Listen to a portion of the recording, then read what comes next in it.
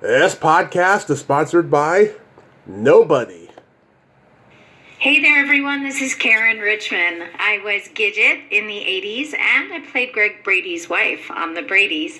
And you are listening to Tommy Throwback Kovac on Splat from the Past. Hey, Tommy, you got a good joke for me? Hey dudes, welcome to Splat from the Past, the only 80s themed horror sci-fi show where things can get totally radical.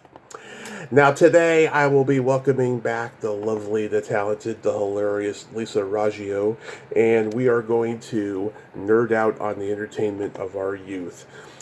Lisa grew up, in the 50s and 60s in New York, and I love hearing from that perspective. The only other person I've talked to who grew up in the 50s and 60s in New York about pop culture is Michelle Mace back at Christmas time.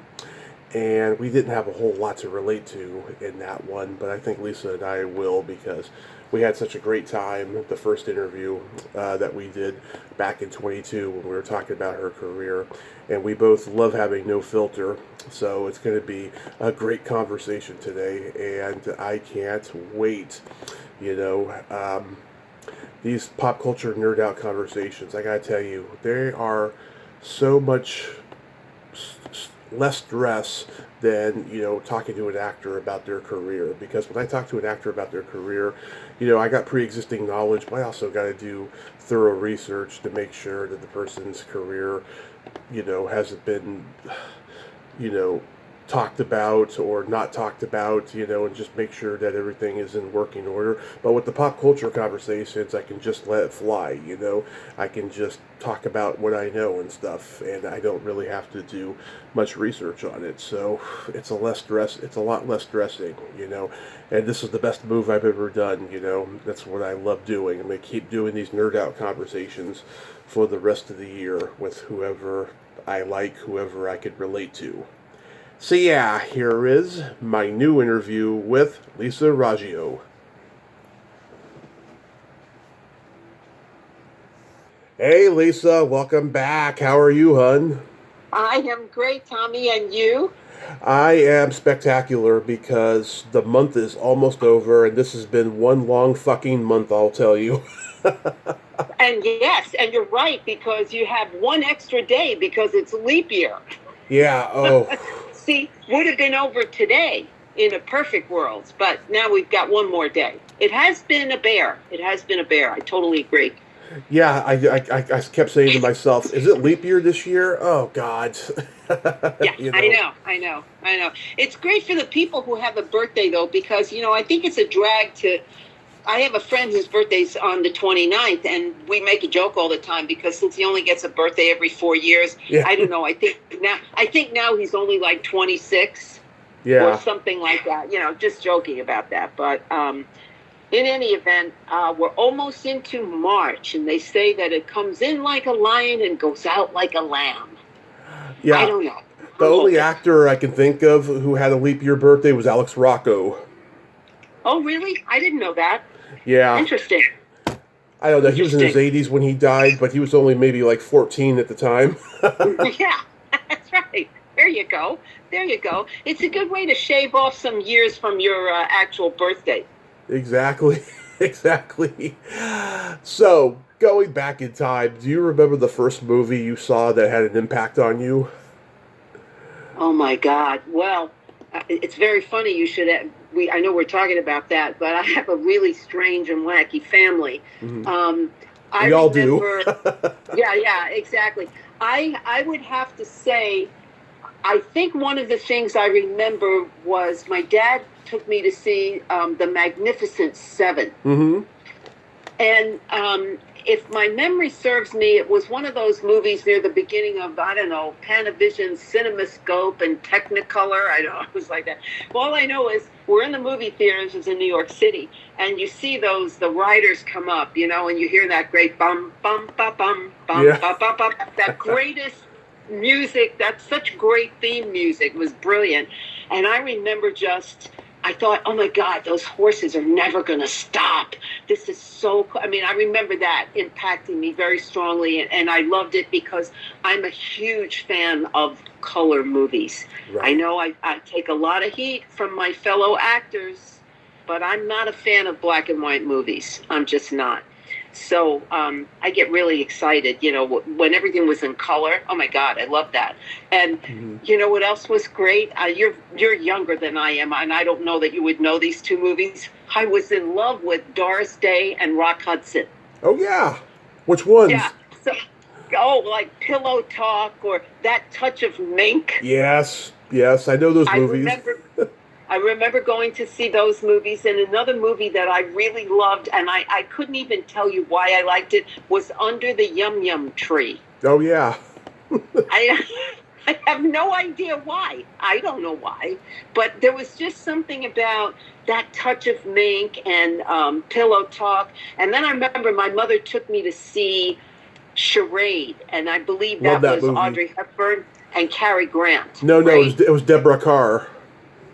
In Charade, really? Yeah.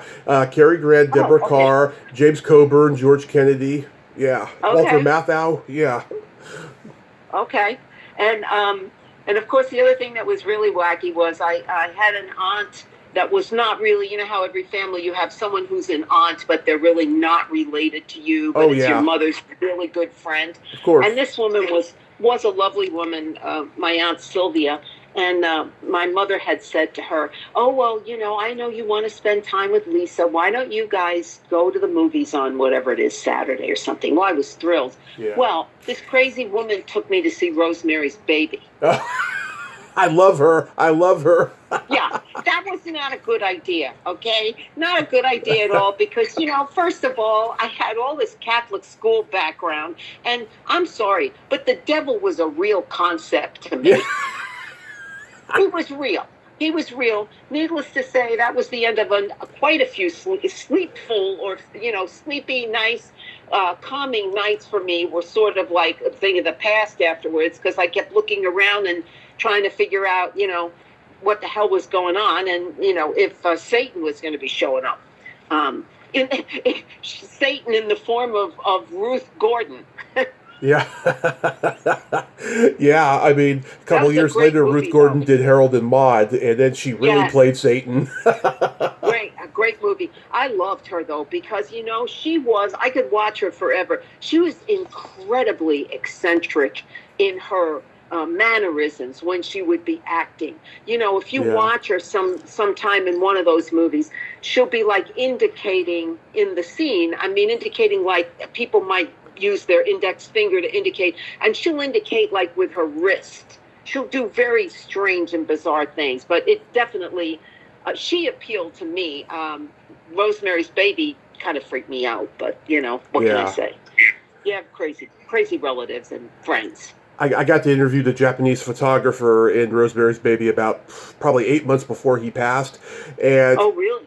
Yeah, he was such a nice guy, and he was very supportive, and another podcast friend of mine had him on as well, and when he died, it was just like some ray of sunshine had died. He was such a great man. Yeah. It's lovely when you get to know people in our business and or you get to work with them, and you can say those wonderful things about those people. Yeah. Because it's just a great thing when that happens, especially somebody if you really respect the work that they've done and you hold them in high regard, and then you get to meet them and you get to talk with them, and it's pretty exciting. Speaking of things from the past, I don't know if we ever touched upon this before, but I wanted to share this with you because when I was growing up, I was completely enthralled by Anne Margaret. I just loved Anne Margaret. I can see that. I watched her when I saw her on the Ed Sullivan Show, and then, of course, the Elvis movies. And I thought, yes, when I grow up, I'm going to be Anne Margaret. That's how I knew I had no real hold on reality, okay? Yeah. It's like I'm thinking, no, you're not going to be Anne Margaret, but I loved her. Well, fast forward to, I want to say the 80s. I'm in L.A., and I had a friend of mine who was a wonderful producer who is now deceased. But he had quite a lovely profession and a career in New York City, and now he's out in L.A. and he was going to direct. Anne Margaret had thought she was going to do the show I'm Getting My Act Together and Taking It on the Road. Right. And she really wanted to do that. And I don't know if you've ever seen that show, but anyway, there are two women in the show that sort of do like backup, or my friend was going to add two other women in the show. And he said to me, listen, I'd really like you to do this. Do you want to be a part of this? Well, of course I'm going. Anne Margaret, of course. So he said, well, we're going to have a reading at her house. I was beside myself. So we get up there, and she lived at the time, I don't know where she is now, but I think she lived in Benedict Canyon in L.A. And she and her husband owned the home that belonged to, oh God in heaven, isn't that awful? Bogey and Bacall. Oh, yes. They owned the home that had belonged to them. So anyway, we get there, and Anne Margaret opens the door, and I can barely speak. And she said, oh, I'm so happy to see everybody. I just made some candy. Would you guys like to try some of the candy that I made? And I thought, oh, my God, and she makes candy. How much better is this? And then she said, we're talking about animals. And she said, my cat just had kittens a few days ago. She said, would you like to see them? I said, oh, I would love to see them. And she takes me into the room that is basically, it looks like a big master bedroom, but it's kind of her closet, right, where all of her Mackie gowns and all of them are hanging there. Right. And she said, look right there in the corner. She said, isn't she just precious? And she had them on one of my most expensive gowns, and I don't care. And I thought, and I loved her, I thought she was such a class act and so lovely, and everything that I hoped that she would be, she was. And it was just, it has stayed with me all these years. Oh, I love that. Yeah. I mean, isn't it great to not be disappointed by your idols? Exactly. And God bless her. I saw her not that long ago. She was on some show that Alan Arkin was on with Mr. Douglas. That was a wonderful short-lived series they did that I can't think of the name. I can't think of the name of right now. And she had a part on that. She was great. It was just really, she was terrific. But those are just some of those people from that time. That as a kid I found myself completely enthralled with. It's funny. I mean, the first movie I saw that had an impact on me, because I was watching movies straight out of the womb, pretty much. Back to the Future, because I always had that fantasy of going back in time and seeing my parents in high school and finding out why they're so fucked up and I'm so fucked up. Yeah, I've thought that myself. I sometimes used to say to myself, wow, exactly what drew my two parents together, because that was like not a match made in heaven. It was not. Yeah. And the first classic movie I saw that I fell in love with was The Wizard of Oz. And I think that movie will hold up till the end of time. It's endlessly enchanting. It's a special movie, Sure. Now, let me ask you this. How did you feel? Because another movie that, wasn't a movie, because I saw it, it was a telecast on TV, was Peter Pan with Mary Martin. The original time, I guess, that they did it. And that's obviously before your time. But, boy, that knocked me out. I couldn't believe that. That was so great. And it was actually felt like it was a filmed musical, Have you ever seen that version of Peter Pan? I don't recall. I mean, I grew up on the Disney version and, of course, the Robin Williams Hook movie. But, no, I don't think I saw that one. Sometime when you get a chance, I'm sure it's available like everything's on YouTube. Maybe that isn't. But if you really want to see something delightful, because Mary Martin was spectacular as Peter Pan, just see that sometime. And, if you can, I'd be curious to see how to weigh in with you on it after you saw it. I'd be curious to see how you felt about it. I'll definitely check it out. Yeah. Oh, yeah. It's great. It's great. Did you grow up with the $1 Million Movie? Yes, I did. I grew up with that. I used to love the theme song for that. That was a lot of fun. And of course, all my morning TV when I was quite young, before school age, I just had to watch my Captain Kangaroo, and then I had to watch all my I Love Lucy's, and then I had to watch, there was like the Gale Storm show and My Little Margie. There were all these things that probably were in reruns in the morning, and oh my God, I loved it. I just loved it. It was great. Yeah, when I was growing up in the Bay Area, we had a UHF station called KBHK 44, and they would show movies at night, and they'd show them late at night, like at 2 a.m. And during the summertime, I'd stay up all night watching them.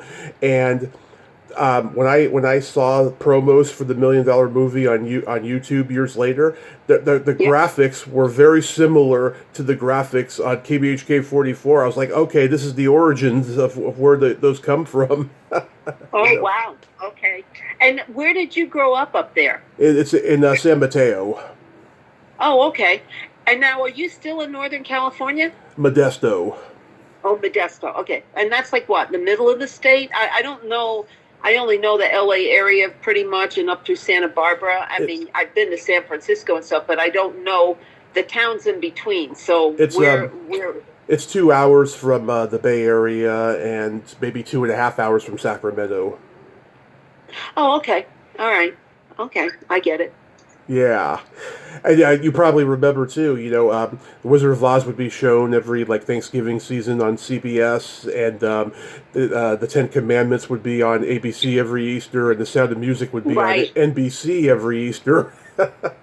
Yeah, of course. Well, it's funny, regarding The Sound of Music, I live in the summertime in the state of Vermont, and in the town of Stowe is where the Trapp Family Lodge is.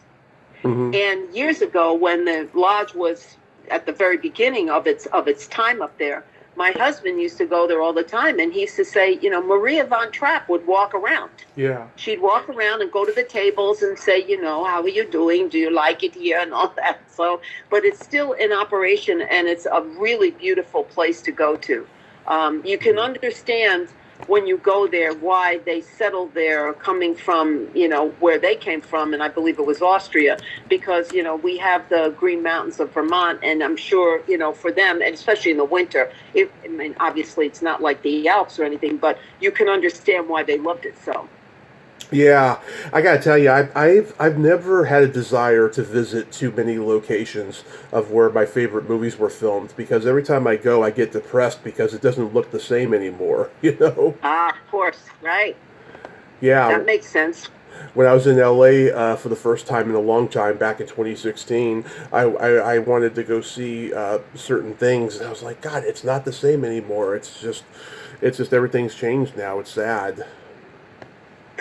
It is. And, the thing that happens in so many places that really disturbs me, and, you have to blame developers for that because, they want to make money, it's that sprawl, Of course. Everything gets sprawled out.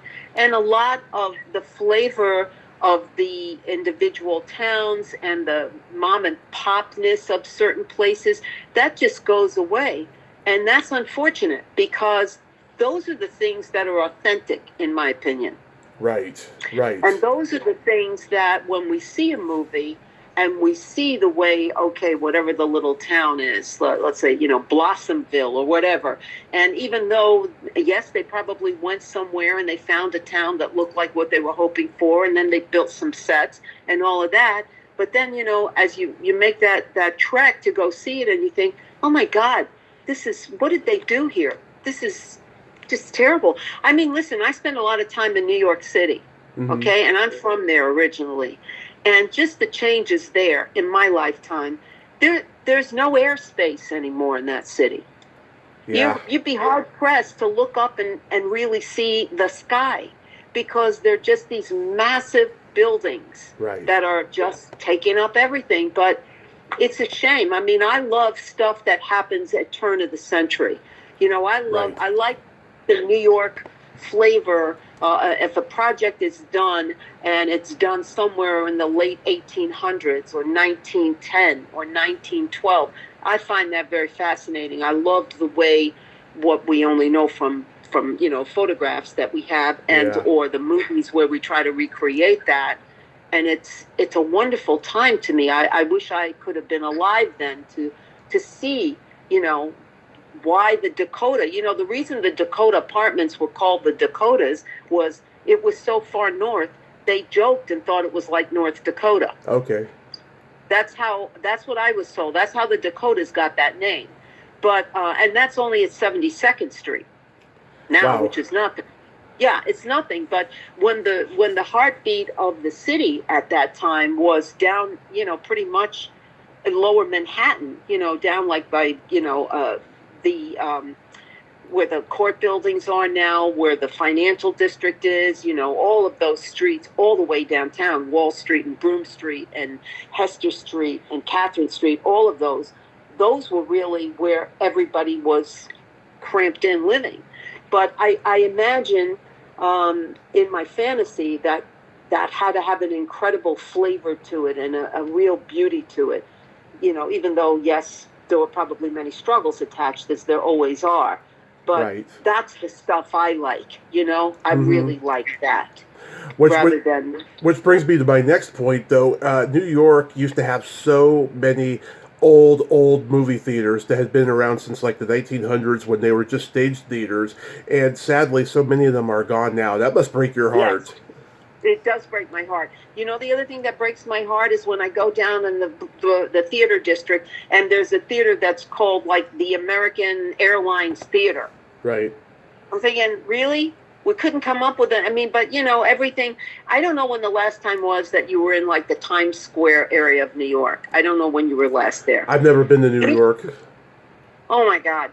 I can tell you this, having grown up there, and I remember when that whole Broadway 42nd Street was really seedy and crappy, and there was one strip joint after another, and the porno theaters and all of that, and it was really dirty. And then at some point in time, I think it was Mayor Giuliani decided he was going to like clean up the city, and then Disney came in. Now it looks like Disneyland. It is not attractive, and I don't know how anybody can even drive in that area with all of those, the massive, like not neon signs, but those massive signs that are advertising everything. It's insane. Yeah. It's just insane. It doesn't have that flavor anymore.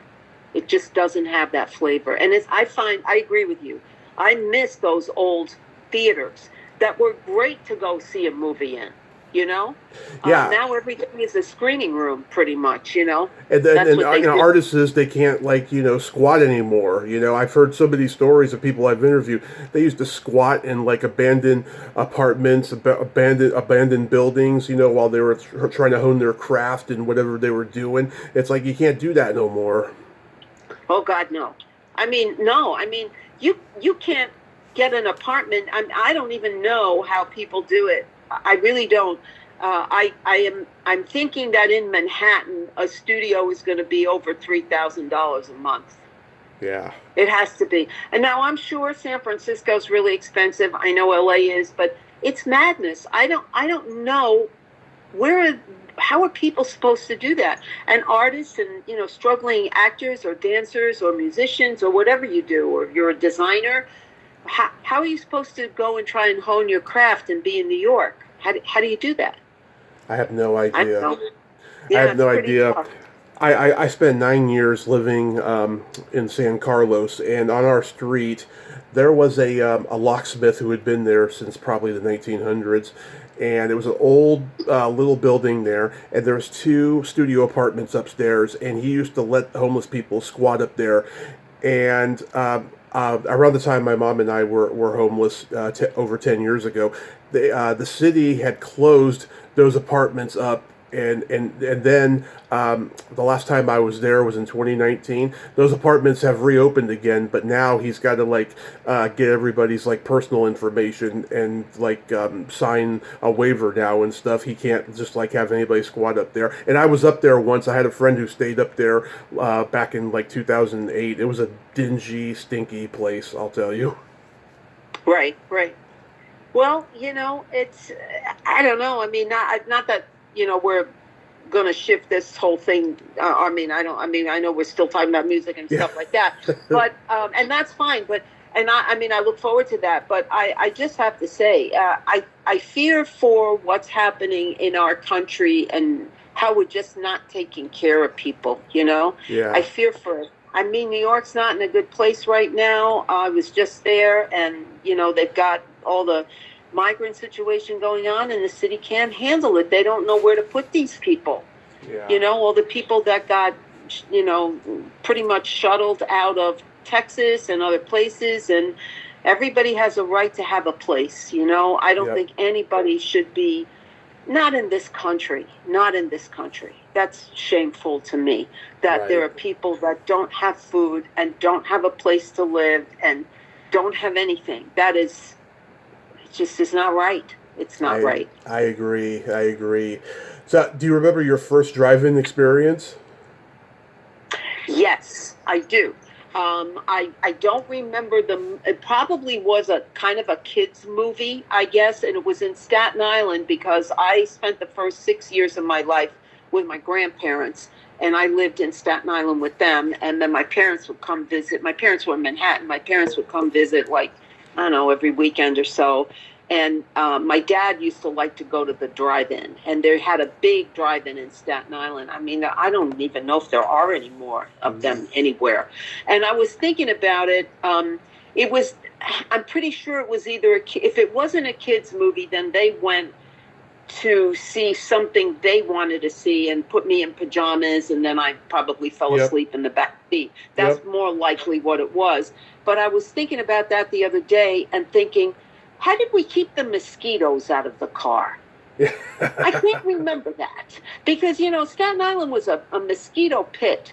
And now, I mean, well, we don't have drive-ins anymore, I guess, or maybe in certain places. But I remember you had this big box that you sat on the window. You rolled the window down, and then you sat the box like at the bottom of where the door and where the window and the door meet. And that was, you know, you regulated your sound that way. And I'm thinking, but mosquitoes and bugs got in at night. And I have no idea. I don't know how we dealt with that. I have no idea. But I do remember, I remember going to the drive-in, definitely. In all the years that I went to the drive-in, never had a mosquito problem, ever. It was just, we went in the summertime, it would be, you know, 110 degrees. If we were in the wintertime, it would be cold, and we would have to, like, you know, put the windows up and maybe put the air conditioning on if we were really hot. But I remember being 2, the first time that my parents took me to the drive-in to see Weird Science and Rambo 2, and that for the next 2 years they took me all the time, but then they had to stop taking me because I would always fall asleep in the back, or I would be getting out of the car and knocking on windshields. You were trying to, what were you trying to run away? Not run away, but just like I was bored, you know. I was a baby at the time, so yeah, of course. You're thinking, I don't want to watch this. I remember that when they would take me, I remember I liked it a lot. I remember that I liked it. I can't bring up a particular movie and what it was, but I know that I enjoyed myself going to it. Yeah, my dad, he was going to drive-ins back in the 70s, and he'd go to see the same movie 3 times because the first 2 times he'd be making out or fucking the girl in the car. Oh, that's really funny. Yeah. So he never got the story in its entirety. Not until the 3rd time when he went by himself. That's really funny. Funny. I think he did that with Rocky, Animal House, and The Groove Tube. Oh, wow. That's very funny. How many siblings do you have? I just have a brother who's 9 years older. Oh, okay. All right. And he's from my mom's first marriage. Okay. I'm an only child, so, you know, it was just me. Yeah, well, my brother, you know, he taped everything off HBO when I was a kid, so a lot of stuff I got into because of him. I mean, he had all the teen sex comedy movies. He had all these, like, medieval sword and sorcery movies and sci-fi movies and all of that stuff, and I got a lot of it from him. Even though our relationship has always been troubling, like, that's one good thing that came out of having an older brother when I was growing up.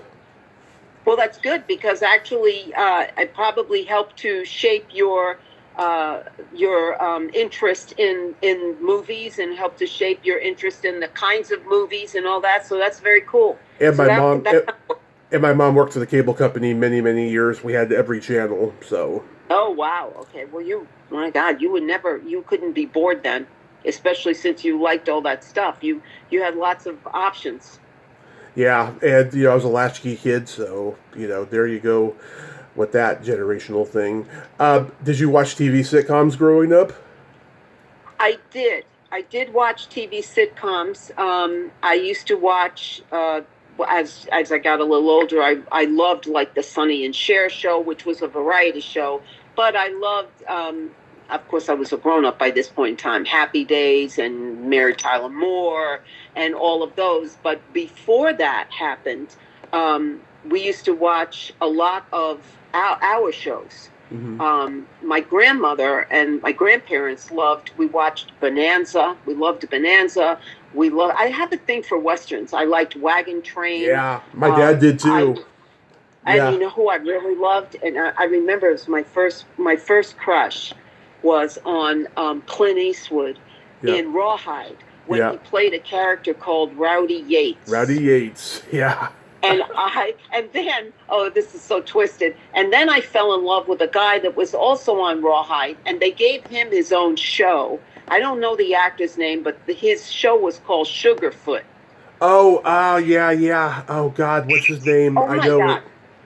I loved him. I loved The Rifleman. That was another show I liked. Oh, my God, I realize now I really was kind of addicted to Western stuff.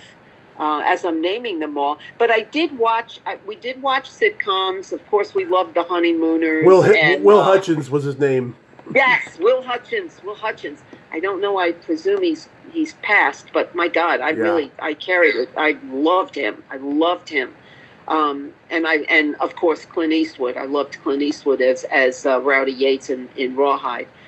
There were so many. The other show I loved was Bachelor Father. Right. That was a sitcom. That was great. John Forsythe and one of the Cartwright girls. And then My Three Sons. That was another good one. And Bewitched. Loved Bewitched. Yeah. Bewitched was great. Agnes Moorehead was so great on that. She'd always just be suddenly appearing on the countertop, sitting there. It was really great. Gilligan's Island. Yep. That was another good one. Fun, kind of wacky and crazy. God, there were so many of them. Oh, the Patty Duke Show. Oh God, I love that. Yeah, when I was 4, so they didn't put me in preschool because my mom and dad both had to work and stuff. But like on the days off and stuff, I mean, I was always with my grandmother. But on the days off and stuff, my dad and we'd watch Gilligan's Island, The Munsters, Addams Family, Leave It to Beaver on TBS Superstation. Right. And he's a huge Three Stooges fan. We'd see those in the same afternoon. Yeah. Love them. And you know what other show I loved? I loved the Donna Reed show. Yes. And one of the reasons I loved it was the other woman that I thought was so incredibly wonderful was Shelley Fabre. Mm-hmm. And as years went on in my life and I got older, she became someone that I also knew and developed a friendship with, and I love Shelley. She's just the best. Johnny Angel is one of my favorite songs. Yes, yep, she did a great job on that. That was a fun show, and I had forgotten when you said the Addams Family and the Munsters. And Green Acres. Yep. And Petticoat Junction. It's funny, I never saw Petticoat Junction, and I still haven't. Okay, here's what'll really make you laugh. They used to do something back then that nobody does anymore, but I loved it. It was the split screen, okay? Yeah. And so Petticoat Junction and Green Acres, sometimes those two shows the storylines would intersect. Mm-hmm. So then you'd get the split screen and you'd see Eddie Albert. Who was it? Eddie Albert that was on that with one of the Gabor girls. Ava Gabor, yeah. Ava, okay. And then they'd cross over with the Petticoat Junction people. Yeah. The Petticoat Junction people and the Green Acres people. It was fabulous. And, of course, the Beverly Hillbillies. That was great, too. Oh, yes. Fun. How about I Dream of Jeannie? Yes. Loved that. I loved that. Yeah, cool. Did you know why they wouldn't let her show her belly button on TV? I think I did know, but I can't remember now. What was the reason? Because they thought that it was an enticement for the tits and the vagina. Oh my God. Yeah. Oh my God, who comes up with this stuff? The NBC executives came up with it. Jesus Christ. Yeah, and the part that's hysterical now is, you watch anything you watch on Netflix or any of those shows. I mean, I very rarely watch network TV like ABC, NBC, or CBS. I just don't watch it. I'm into Prime, Netflix, Yeah. Hulu. And my God in heaven, for a while I was watching Outlander, which I just have renamed that Scottish porn. Mm-hmm. I mean, it's amazing. I don't know. I mean, and I'm all for that. I have no problem with nudity and the sex scenes. Uh-huh. I just think, wow, I can't believe that, they wouldn't let her show her navel. And here's where we are now. I know. It's crazy. How about Batman?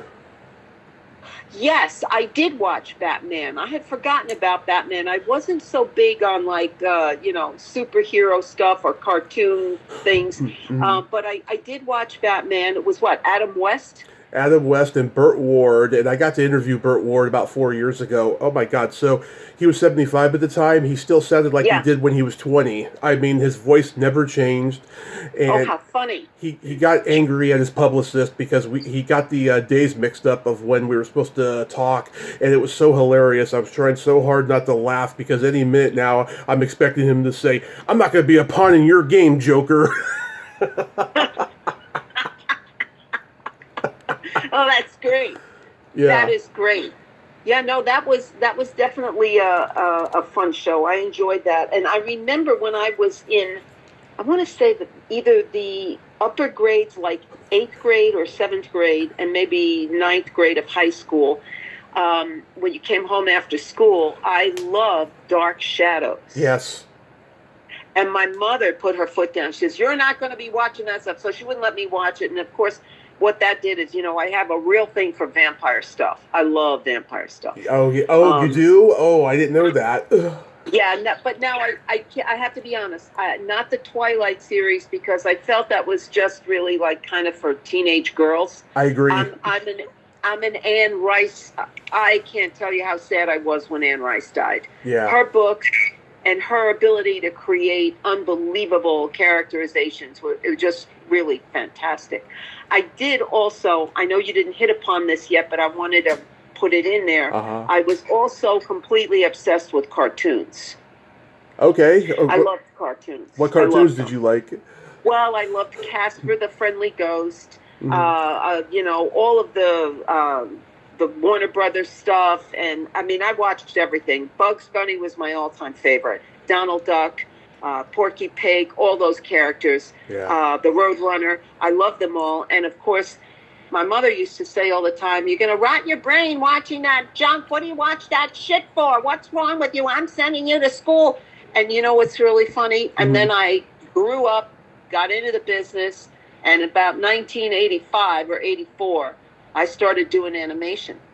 Yeah. And I've done quite a bit of animation, and it is still my favorite medium to work in. Yeah. I mean, you did the G.I. Joe movie, Yeah. I remember. Yeah.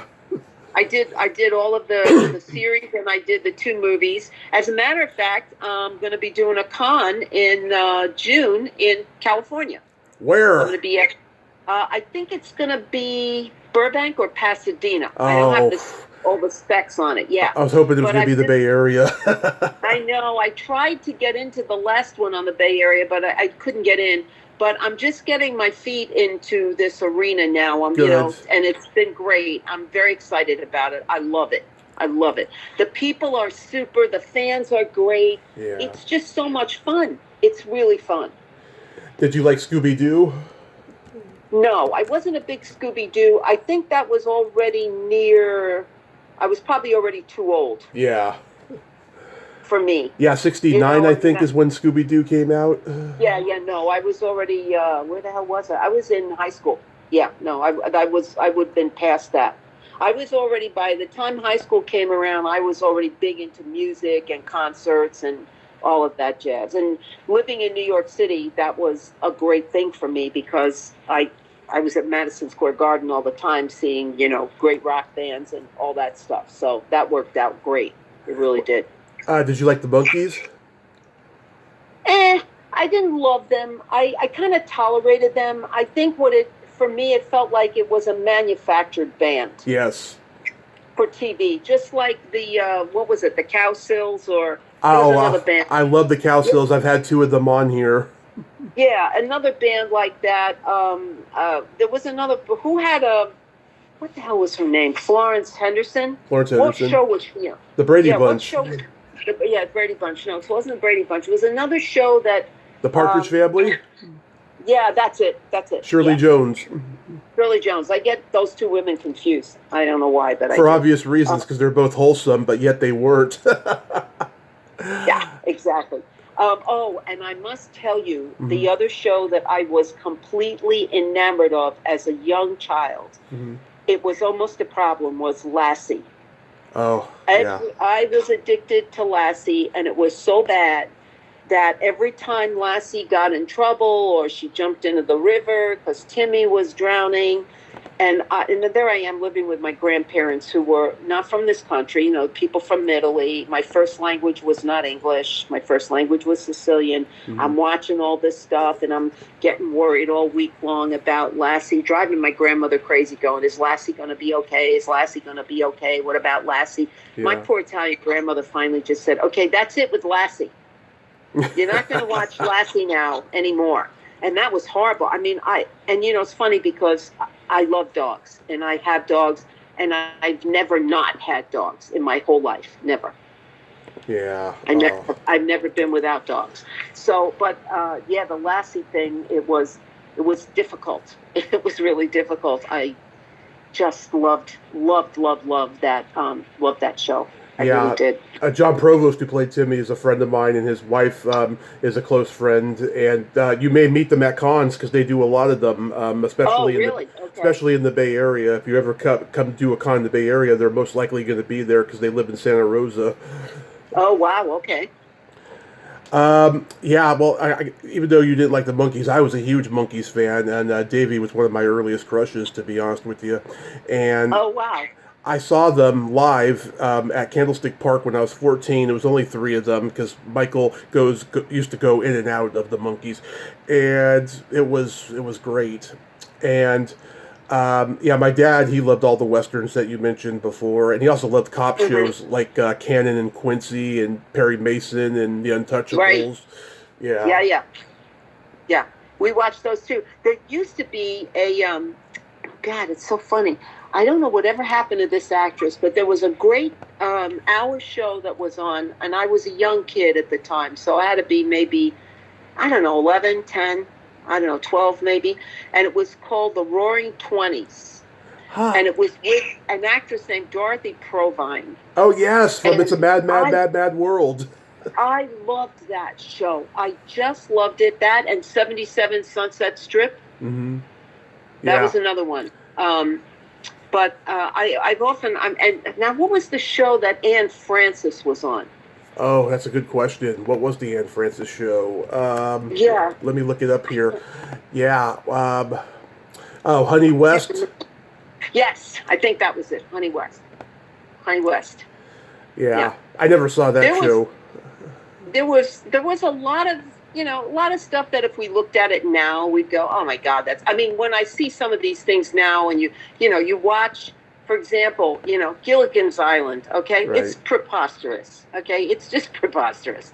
Yeah. These people, where'd they get all those clothes from, okay? How they, but we were so willing at that point in time to just let a lot of the belief system go. Well, I gotta tell you, I talked to Sherwood Schwartz's daughter-in-law. She told me what the genesis of Gilligan's Island was. You ain't gonna believe this, but it makes sense. Okay. So it was right at the height of civil rights. The country was being divided, right. And it was just before Kennedy was assassinated, I think, is when he came up with the idea. He wanted to do a show where there was all these different classes of people stranded together on a desert island, and they had to learn to respect each other and like each other because they all have the same problem, and that's to get off that island. So that's where that show came from. It was a civil rights thing. That's interesting. Yeah. Very interesting. Wow. And it's funny talking about, trying to get people to get together. and I've been watching not reruns on YouTube. I check it out every now and then, and you realize we could never do All in the Family now. No. That show could never be done. And I watched some of the episodes, and the other one it's appalling, is Sanford and Son. Yeah. And you watch some of the stuff and you think, oh my God, especially with All in the Family, how are they getting away with this? But I wonder now if a sociologist looked at that, okay? Yeah. I wonder if at that point in time, whether that show, which had so many things that nobody should have ever said, I wonder if that show actually had an ability to pull people together more than the directions that we're going in now. I just wonder. I don't know. It'd be an interesting sociological study. It would be. I mean, I'm not offended by anything I see on those shows because it was the times, and it was hilarious. I mean, that All in the Family episode with Sammy still kills me every time I watch it. Yes, I just saw that one. It's mind numbing. It's just mind numbing, and you scratch your head and you go, "Wow, oh my God, Heather, look at this." Look at it. And you can see Sammy's tried so hard not to laugh in those scenes because he signed up for it. He loved it, Right. Yeah. Now, were you a fan of the Jerry Lewis and Dean Martin movies? I cannot tell you how big of a fan I am of Martin and Lewis. I got to tell you, when I was a kid, Jerry Lewis's movies would be on this UHF station we had called KICU Action 36, and so I'd be at school, and when I come home, I had a Jerry Lewis movie taped for me from my parents, and my nonna, who's Italian, she made me homemade French fries that were just out of this world, and it was the life, Lisa. I loved doing that when I was 8, 9, 10 years old. It was wonderful. How cool is that? Yeah, they were a lot of fun. There were a lot of that stuff that just seems like fluff, like when I was saying, like Under the Yum Yum Tree or Pillow Talk or the other comedy teams like Hope and Crosby and Abbott and Costello. Yeah. Right. Or the Marx Brothers. It'd be really hard. It's so interesting to see how the times change and how people change and what people want, how that changes. Because you couldn't sell any of that stuff. No. Speaking of, and I don't know if you have any familiarity with this, but if you don't, when we finish our talk, you go YouTube it. There was a guy that would be on, I remember he was on Ed Sullivan. He was definitely on Captain Kangaroo. And this man's act, he was called the Banana Man. Sounds familiar. Okay. He'd have this big coat, and he'd just keep pulling bananas out of the inside of his coat. And every time he'd go, wow, la, la, la, la. He would just do this kind of shit. And my husband and I were watching this, because we both, remember the Banana Man. And Ken said to me, can you believe this dude had a career doing this? Yeah. No, look him up. I'm serious. Go on YouTube, check him out. I think by the time his little act is finished, he manufactures a little train and he rides that off the stage. Oh yeah, I mean there's a lot of crazy acts that you can't believe people made a career doing. Like, remember Tiny Tim? Yes. Yeah. Yes, of course. That guy was nuts. Oh my God, I don't know how he ever got successful. I mean, when you think of, I remember the guy that would go on Ed Sullivan twirling the plates. Yeah. Just twirling the plates. And some woman that did a snake dance. And I'm thinking, wow, anything would have entertained us. Yeah. We were really easy to entertain, Yeah. Really Remember Victor Borga? Yes. He used to do that hilarious punctuation bit that. Yes. Yeah, I know. It really is. You've got to check out, though, when you get off, go look up the Banana Man and watch the whole thing. And then every now and then he would just go, and just like that for no reason at all.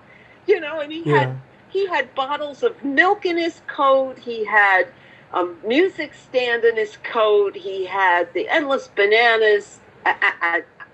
It's something I don't know where that idea came from, but someone told me they had done some research, and that when he either retired or he died and the coat still existed and somebody else tried to take over the act, evidently that coat could not go to the cleaners and it stunk like high heaven. Wow. You know, so I'm thinking, that's not a pretty picture. No. It's just not. Oh, God in heaven. You will check it out, and then you can text me afterwards and say, I saw the Banana Man. I will. It's madness, man. It's just madness. Oh, God. Do you remember the first album you ever bought with your own money? Oh, wait a minute now. The first album I ever bought with my own money. Well, you know, I do remember the first album I bought with my own money. It's going to surprise you when I tell you what it is. But my uncle, who lived with my grandparents, he was the person who introduced me to music. Mm-hmm. And I do remember when I first saw a 45, and I'll get back to the album, but when I first saw the 45 that he handed me, it was Lipstick on Your Collar by Connie Francis. Oh. And I played the shit out of that record. Love Connie Francis.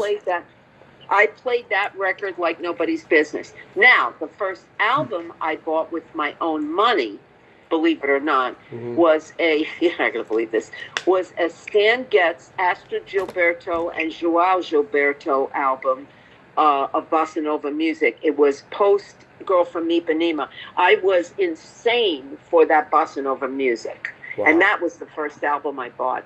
And I played that album so much that I had to buy 3 albums of that.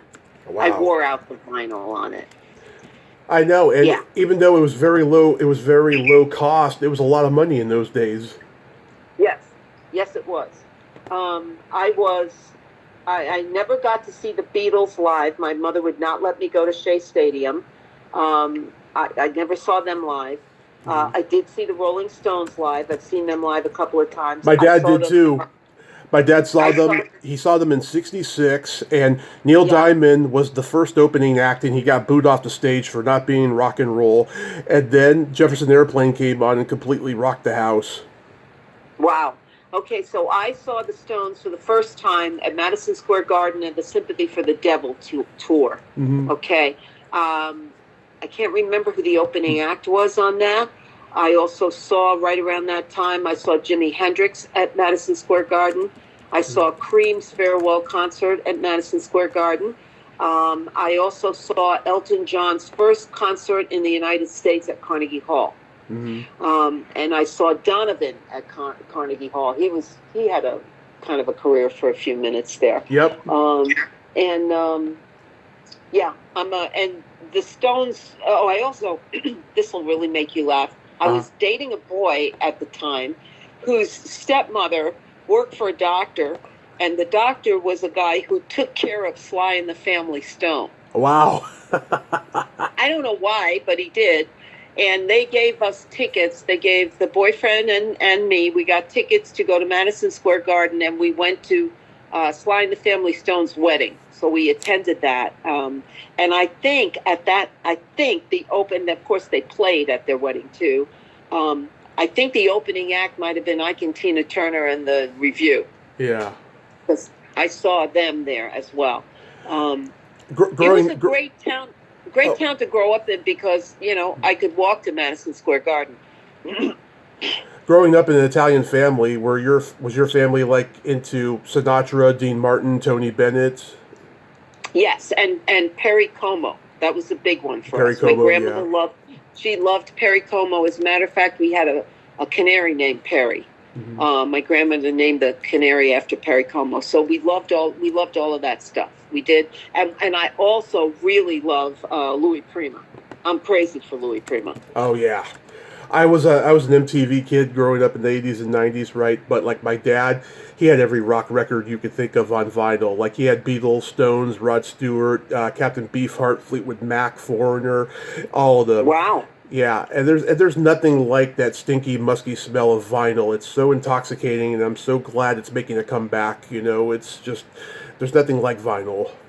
I have. I still have. I have the Beatles' White Album on vinyl. I have tons of vinyl. I don't know what to do with it. I really don't know. I have one of my favorite albums, Days of Future Past, Moody Blues, Oh, it's a great on album. vinyl. I love It it. is a great album. It's a great album. It really is. I'm trying to think of, yeah, I got a lot of music was really important for me from very early on. And thanks to my uncle, really, that's the reason, you know? Yeah. Yeah, my mom, she loves Dean Martin the most out of Oh, I love Sinatra Dean. and Tony Bennett. Yeah, whenever I interview somebody who worked with them, I got to ask. And it's funny, my mom was almost a gold digger on his show. Oh, really? Wow. Yeah, she got a scholarship to UCLA in the early 70s, and it came with an audition for the show. And my grandmother, my nana, who was very overbearing, wouldn't let her do it, sadly. But it's okay because I've talked to two gold diggers, and oh my God, they are crazy forces of nature. Like, I don't know what happened on that show, but they are crazy. They are nuts. Oh, I'm sure. I think I realize now I worked with some woman on some show, and she told me, I can't remember her name. She was an actress. She told me she had been a gold digger. That's probably I Deborah don't, Pratt. I can't remember. I don't remember what her name is, and I can't remember even the TV show She I was did with she her. was married to Donald Belisario, the producer. Oh, really? Oh, Yeah, okay. they did Quantum Leap together and Airwolf and a couple others. Wow. What was the first song that you made out to? Oh, wow. Okay. Let me think. The first song I made out to. Oh, yeah. Okay. Surfer Girl, Oh, love Beach that Boys. song. Love it. Well, I'm a huge Beach Boys fan, and you know, I always say the Beach Boys ruined my life because I really, when I discovered the Beach Boys, Mm, all I wanted to do was go to California. yeah. That's it. I drove my parents crazy. I don't know what I thought, and you know, of course, you know, I'm a person. I don't even swim. Okay, Yeah. I like to be. I like to be near the water. I don't want to be in it. But for some weird reason, in my small child's mind, I thought, yeah, that's what I'm going to be, a surfer girl. Yeah. That's what I'm going to be. I don't know what the fuck that is, but I'm going to be a surfer girl. I, But yeah, I remember making out with this guy. I think it was, yeah, Surfer Girl, Beach Boys. yeah, Billy Joel said, he could never relate to surf music. He's like, I'm from New York. What's a pipeline? A sewer? you know. That's very funny. And by the way, I love Billy Joel. I Oh, really do. he's He's fantastic. great. Mm-hmm. He The, is great. the first makeout song I did was Janet Jackson's "Love Will Never Do Without You." I love that whole album, Rhythm Nation. I had it on cassette as a kid. It still holds That's a up. great album. It is a great album. Do you remember your first comedy record? My first comedy record.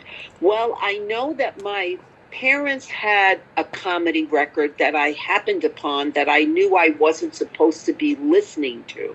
Mm-hmm. And there was a woman who did like kind of comedy and kind of worked blue. I think her name was Belle Barth. Oh yeah.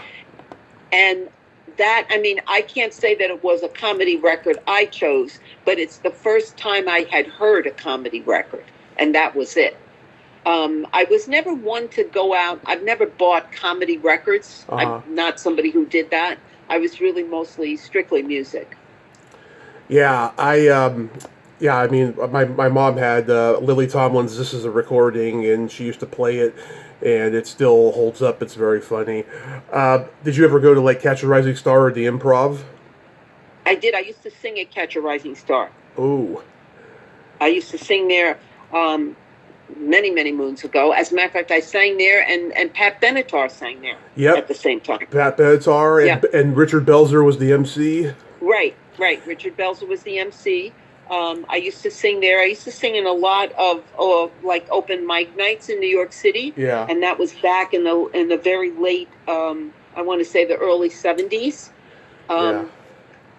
Yeah. And then until I went, then I started booking jobs, and then I went to LA. And after that. Yeah, I mean, it was a magical time for comedy. Everyone was just starting and honing their act there, Joe Piscopo and Sure. John DeBellis and Larry David, and Michael Keaton was there for a little bit before he went to L.A. Yeah, it's crazy. Do you remember your first concert? Oh, my first concert. Yes. I think the first concert that I went to was Elton John at Carnegie Hall. Mm-hmm. I think that was it because I think his first hit was Your Song. That was the first American hit, wasn't it? Yeah, your song was the very first hit. Yeah. Yeah. So I think it was. I think that was the first concert. I do remember though a girlfriend that I had in high school. We went to go see. Oh God, Rod McEwen read his poetry, lay down and listen to the warm. That was a crashing bore. But anyway, I don't know how I got roped into that. She said, "Let's go hear Rod McEwen read his poetry." I went, "No, okay." So, but I don't know whatever happened to him. But he was kind of big in the '60s. Yeah, I had two first concerts. One was County Fair, and one was a real concert. County Fair, I saw Steppenwolf, and the lead singer John Kay was the only original member, and it didn't matter. He's very charismatic, and he's a real showman. And I could see though from looking at the 40 and 50-year-olds there, because I was 15, I could see that the magic was gone for them. But I was digging it because I knew all the songs from the radio and stuff. Oh, how funny! Yeah. Totally. And then I saw Alice Cooper in 2000, and he's playing at the Warfield in San Francisco. Oh my God, he is amazing as a showman, and he did almost. Is he really? Yo, yeah, and he gets killed at the end of every show. I'm trying to remember how he got killed at the end of this one. I think he hung himself or something. Oh, I didn't know that. Oh, that's great. Oh, that's what he's always done. He's always hung himself, got the electric chair, or shot, or some kind of mutilation, because he's into horror, theatrical stuff. Yeah. Do you remember the first time, whether it was intentional or by accident, that you saw a porn movie? Oh, a porn movie. Wow. I don't. I think I do. Mm-hmm. I think I do. I think I was already a grown-up, and I was in the magic show on Broadway, mm-hmm. and the show was over, and we used to hang out with, various guys in the show or people in the show, and two of the guys in the show that were dancers, and I think my friend Clifford, they said, "Hey, we're going to go check out this porn theater," and it was over in the really, this was before the whole Times Square area got cleaned up, mm-hmm. and we went to see this porno movie, and that was my first time that I was with these people. I was hysterical laughing because I thought, I knew them, but fortunately we were all actors and we were laughing really. I mean, we were really laughing hard. But that would be it. And I don't even remember. The theater's not there anymore. I know that, but It was some creepy porn theater over in like the shitty part of what used to be the shitty part of the Times Square area. Yeah, because in those days, the porn movies would be in grindhouses, and they'd be on double bills with mainstream or exploitation movies. And that's why Jerry Lewis gave up making movies for a while, because, he was making G-rated family comedies, and they're on double bills with Deep Throat, And so... Oh, that's interesting. I didn't know that. That's interesting. Yeah, that's why he stopped, And then by the time he came back, no one was watching anymore because his style of comedy was old by that point. Right. Yeah. But yeah, the first time I saw porn, I was 10. We had this channel called the Spice Channel that we had for a short time, and it ended up going away. And I remember turning it on, and I saw some heavy petting going on, And then 2 years later, during that first makeout song experience, I got to experiment with what I saw in that porn movie. I don't know what the name of it was, but I thank it for helping me. And then 7 months later, I was in sex ed in school, and I learned about the female anatomy. Oh, how funny. Oh, God, that's great. Yeah. That's great. Yeah. I mean, but I was not, you were much younger. I was already a grown-up, and already, busy in the world of, being familiar with sex, so it didn't come to me as a shock. I imagine if I had been maybe, I don't know, 12 or 13 or younger, that would have been like, whoops, what? But it wasn't. Yeah. Do you remember in general, though, growing up during the sexual revolution of the 70s? I do. I mean, I remember, the older women, they're burning their bras and they're not going to wear bras and they're going to do this. And, I went to an all-girls Catholic high school, okay? Mm-hmm. And it was a very forward-thinking school, considering that it was an all-girls Catholic high school, and we still had nuns. And we also had lay teachers, and we were the first class in that school that had male lay teachers on the staff. Because prior to that, we didn't have it. As a matter of fact, when we did our school plays, up until the year that I was a sophomore, prior to that year, whenever they did a school play, the high school girls, the girls played boys. They never had boys in the productions. Right. And then the year that they did the first... the play that I was in, which was Little Mary Sunshine, and I got a lead role in it, which was a big scandalous thing because I was an underclassman as a sophomore, and the juniors and seniors were bent out of shape. But that was the first year that they brought in boys to play the male roles. Right. That was the first time that ever happened.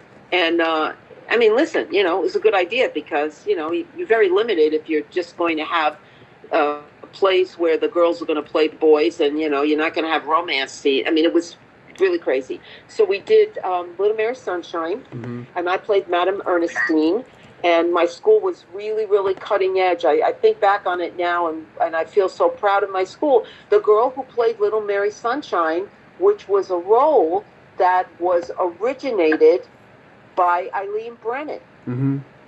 Okay? The girl that they cast was an African-American girl. She had a spectacular singing voice, and she was wonderful in that part. And that was a really big thing. It was a really big thing. I mean, nobody was doing that in 1967. Nobody was doing that. Yeah. Did your mom put you under any pressure to get on the birth control pill? Oh God, no. My parents, no. They never knew that I was sexually active. I could not have that conversation with either of my parents. Yeah. It was a very scary time to be a young girl and to come from the kind of background I came from. Not that my parents were uber Catholic, but they were both Italian, and my mom was really a prude, and she would have just flipped out if she had known half the stuff that I was doing and who I was hanging out with. Yeah. She would have flipped out, she really would have, which is kind of an interesting thing.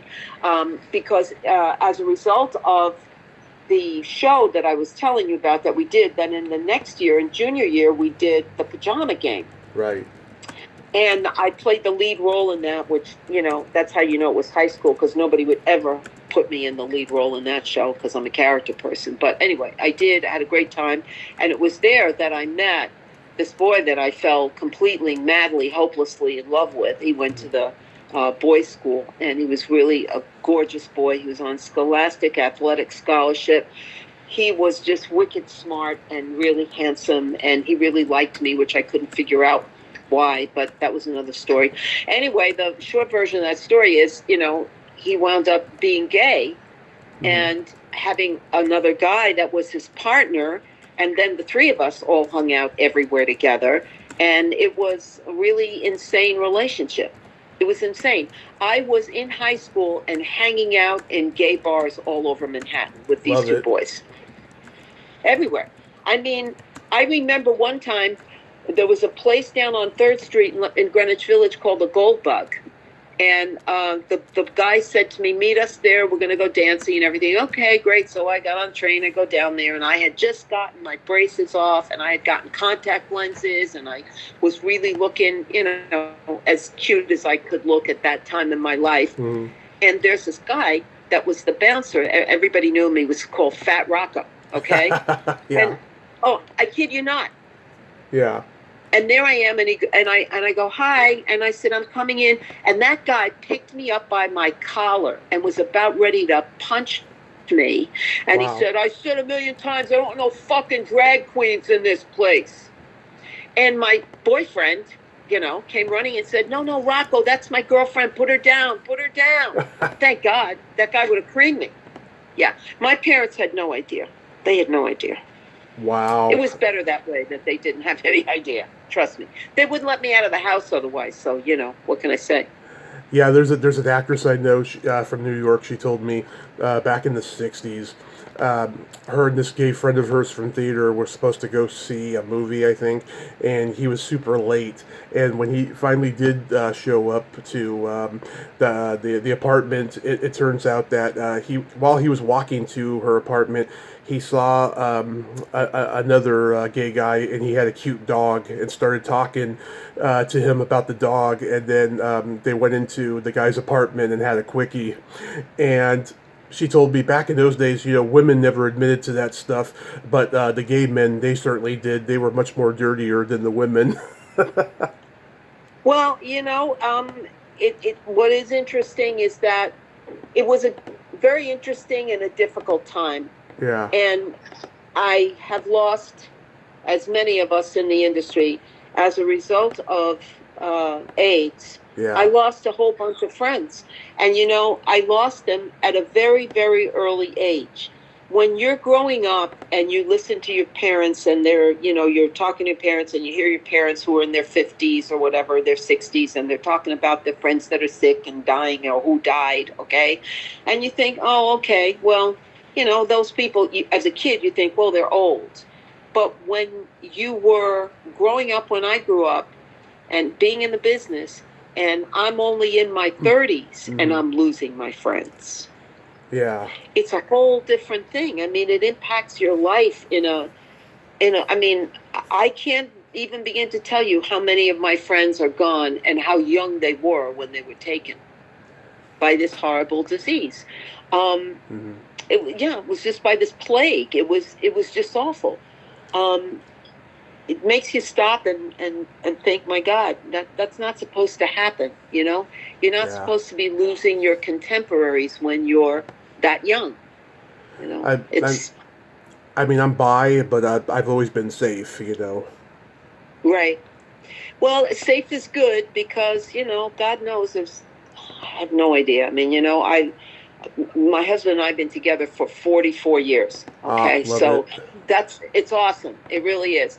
But, I worry. I have nieces, and I have young, great nieces and great nephews. And, you just got to hope everybody is using their heads, That's what you got to do. You got to use your head. And sometimes when you're young, you don't use your head. Nope, we don't. No, listen, I've been there. Listen, we've all been there. Whether it doesn't have to be about AIDS. It doesn't have to be about a sexually transmitted disease. I mean, sometimes you don't use your head, and next thing you know, oops, somebody's pregnant. Those are the problems or the challenges that we all have to always face, to make sure that we're, really taking care of what we need to take care of. That's the best way to say it. Being conscious. And people much more now are open than they used to be. I'm sure back in the 60s and 70s, you probably never met a woman who openly admitted that she gave a blowjob. Probably not. You're right. I mean, maybe some women did, but everybody is different, and the times. It's like when we started this whole conversation a while ago. The times that we live in really, they reflect how people behave, and so that also means when you go back and look at how people were and what the times were like, there was so much repression. When you ask about the women's movement, back in the 60s, Gloria Steinem was coming out and saying great things and saying things that I still quote her And I love this quote of hers. She said if men could get pregnant, abortion would be a sacrament. Right. And that's not to get super and uber political, but those were really difficult times. They were times where, young girls were not going to have an easy time trying to get birth control. Yeah. That was not going to be really easy because, if you were under, you're a minor and then you've got to go with your mother. I mean, what do you do? And if your parents are not pro that, what do you do? I know. It was hard. It was hard. Yeah, absolutely. It's even more harder now, but that's a whole other story. Well, yeah, I know. It's crazy. So do you have anything upcoming? You mentioned the con in June, but do you have any I have 2 cons in June. I have one on the West Coast and one in New Jersey near the end of June. What else have I got going on? I've written a musical with my husband, and we're trying to figure out how to move that forward in the best way that we can. It was starting out as a jukebox musical. Love it. And now, I don't know, now I'm thinking it might be, instead of a jukebox musical, I have a lot of tunes that I wrote in the 80s, because at that time I was shopping for a record deal for myself. So I was writing with a lot of my friends and, other writers, co-writers. And I realized I have all these tunes from the 80s, and the show's about the 80s. And I don't know yet how we're going to fine-tune that. So we're busy doing that.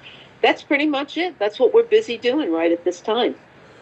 Oh, that's so awesome that you wrote something, I mean, I'm sure because everything was locked down, during the pandemic, that now you're just right. You got all this creativity that you want to put on the stage.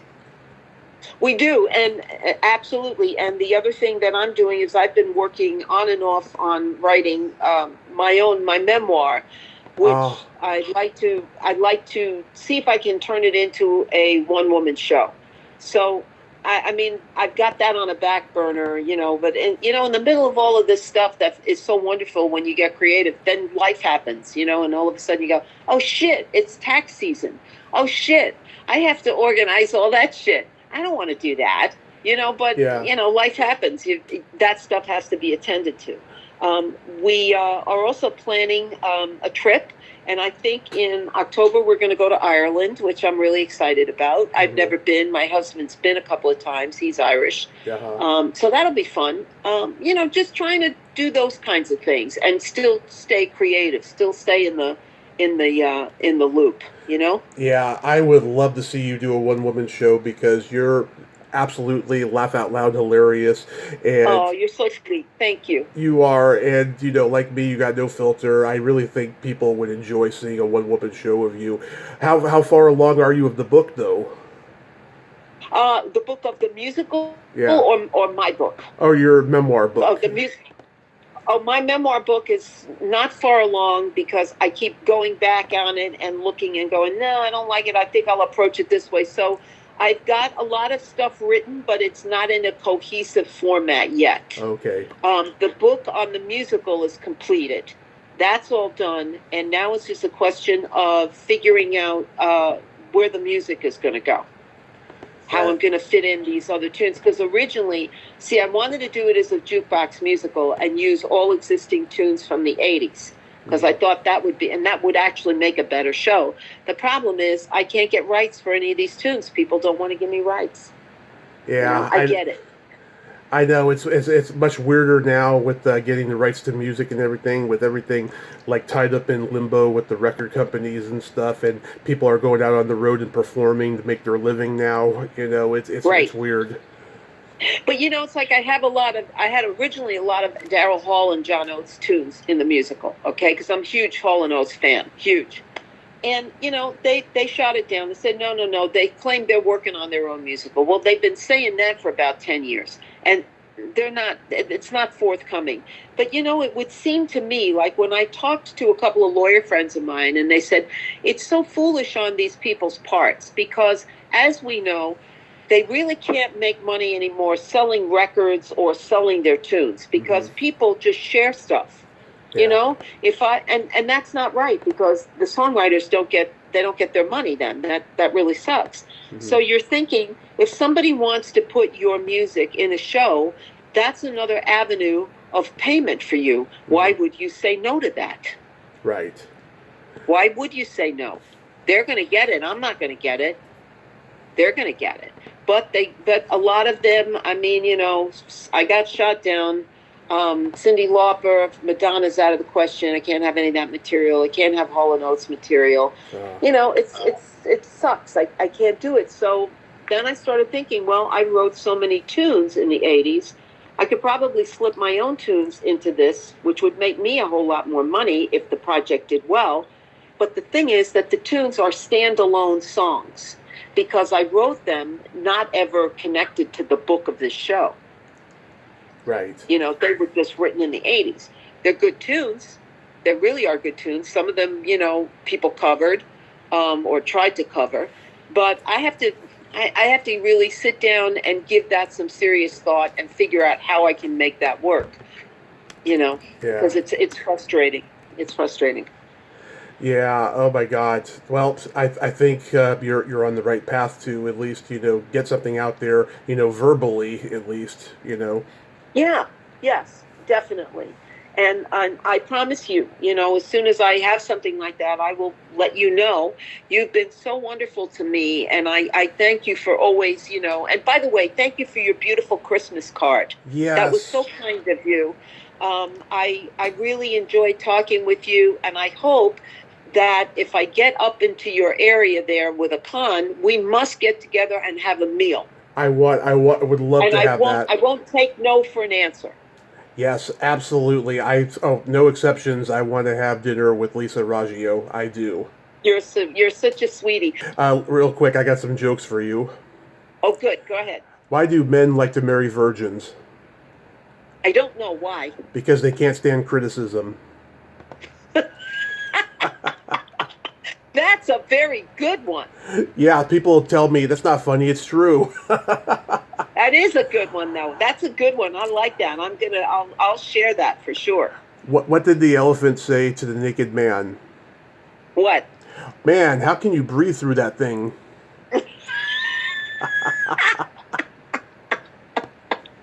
Oh God. Here's one more.